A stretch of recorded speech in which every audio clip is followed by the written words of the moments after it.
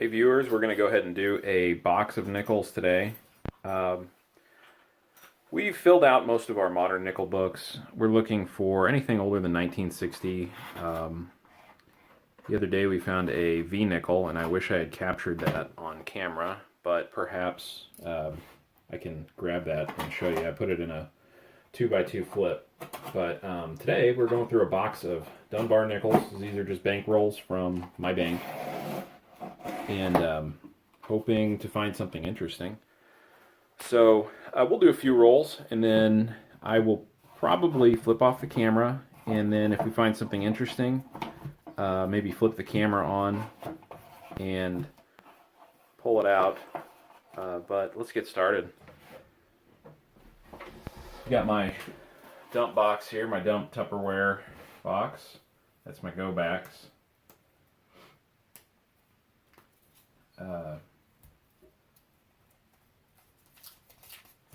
Get started with this roll here.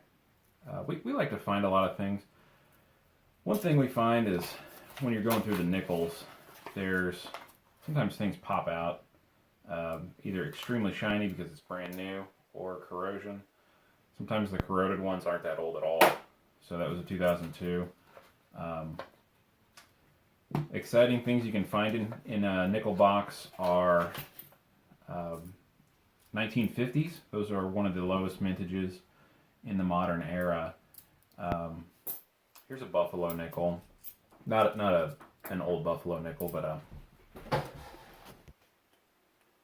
sorry, you had to pause there for a second. Not an old Buffalo nickel, the 2005 style with the Buffalo.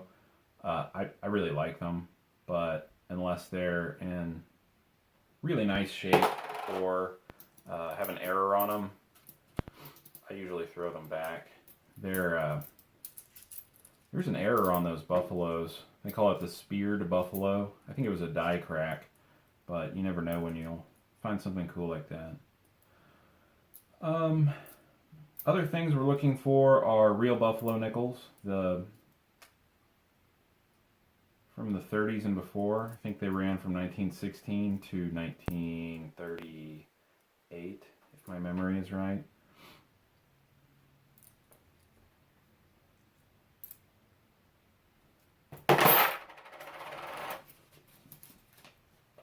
One thing about nickels is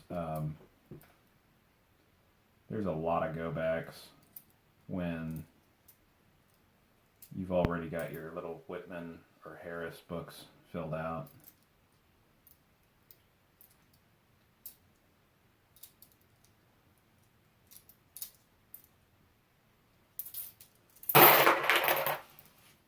We've had a lot of fun with nickels. Back in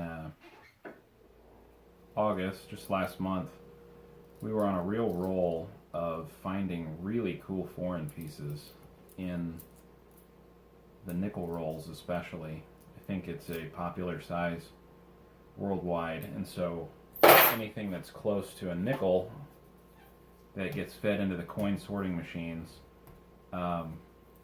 just gets sorted into the nickels. So maybe we'll do another video on some of the cool foreign pieces we found. A lot of the foreign pieces have a little bit of iron in them, and the magnets pick those up. But you would be surprised how many foreign currencies actually use aluminum. So sometimes something sticks out as extra dull or off-colored. And if I find a roll like that later on, even if I've paused the video, I can resume before I pull it out so you can get the excitement of seeing it with me. It's one of our fun things we like to do around this house.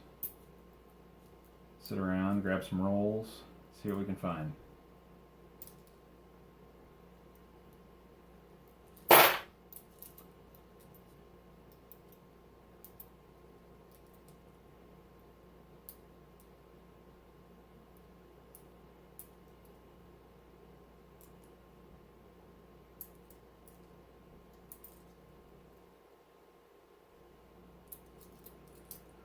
We also like to pull out 2009s if you find them. They're really low mintage. One day they might be something that somebody you know is trying to fill out a book 20 years from now and they can't find a 2009 to save their life. So there aren't that many of them. It's not like it's a waste of supplies to fill up a tube of 2009s. I think that's a good idea. If you see them, pull them out. Keep it.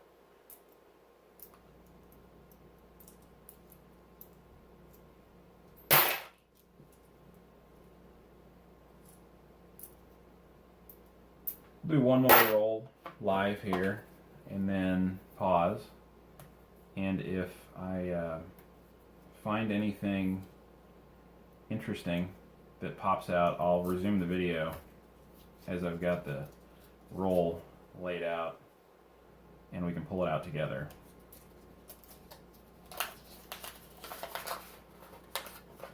There's something interesting. Go ahead and pull that out, see if it's something. Sure is. Check it out, guys. I found a 1943 silver war nickel.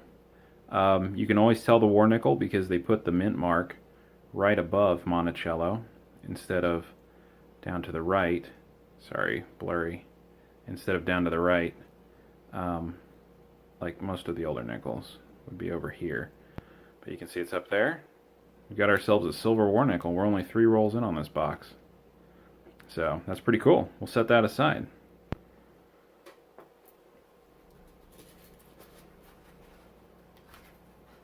The silver war nickels, here's a 1957. I keep all of my 1950s or older off to the side and go through them later, see if there's anything with low mintage that I should keep, even if it's a duplicate. There are a lot of nickels that they have 150, even 100 million or 200 million produced before 1950s.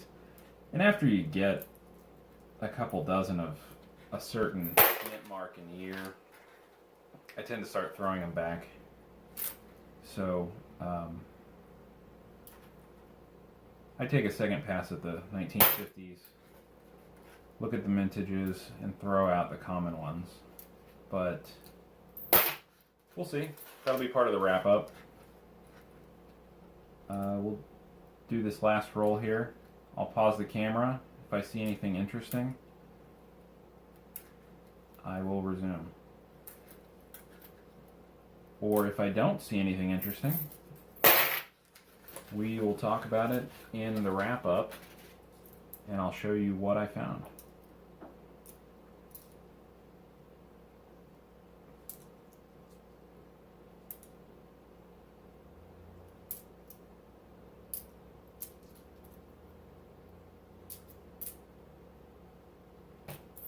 Okay, we'll go ahead and pause here. Yes, we are here, ready to do our wrap-up. We found a lot of really cool things in this box. One of the things I wanted to stress and share with everyone is that if you bankroll hunt, you can still find some really cool things. This whole section right here that I have in the frame are before 1960. The ones in the top 2 rows we are keeping, and the bottom 2 rows we're throwing back. They're more common. They have between 125, 110, 125 million produced or more, and we're throwing them back. The top 2 rows have some pretty rare pieces here. I wanted to share with you. This one is new for us, right here.